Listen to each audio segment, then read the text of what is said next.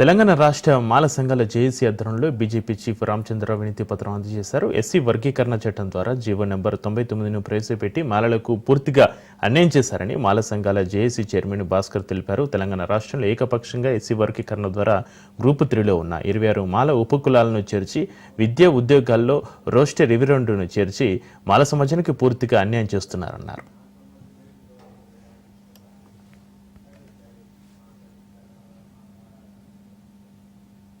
సంఘాల జేఏసీ ఆధ్వర్యంలో ఈ పార్టీలో పనిచేస్తున్నటువంటి మాల సామాజిక వర్గానికి సంబంధించిన రాష్ట్ర నాయకులతో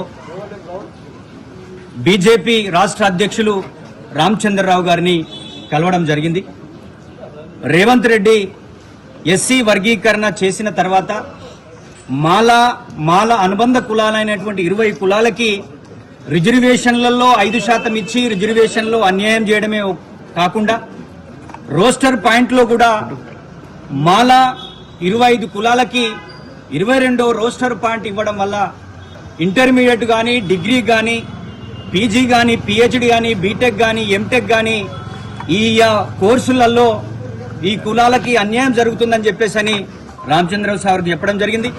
ముఖ్యంగా సుప్రీంకోర్టు మార్గదర్శకాలను పాటించకుండా రేవంత్ రెడ్డి తన సొంత కవిత్వంతో అవగాహన లేనటువంటి చేసిన వర్గీకరణ రోస్టర్ వల్ల మా సామాజిక వర్గానికి అన్యాయం జరుగుతున్న విషయాన్ని, ఎందుకంటే వాళ్ళు హైకోర్టు బార్ అసోసియేషన్ ప్రెసిడెంట్ గా చేసిన వాళ్ళు కాబట్టి, న్యాయ నిపుణులు కాబట్టి వారితో సుదీర్ఘంగా చర్చించడం జరిగింది.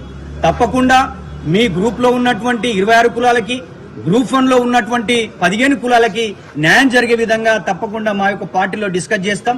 న్యాయపరంగా ఉన్నటువంటి చిక్కులను కూడా తప్పకుండా మీకు న్యాయం జరిగే విధంగా చేస్తామని చెప్పడం జరిగింది. మాల సంఘాల జేఏసీ ఆధ్వర్యం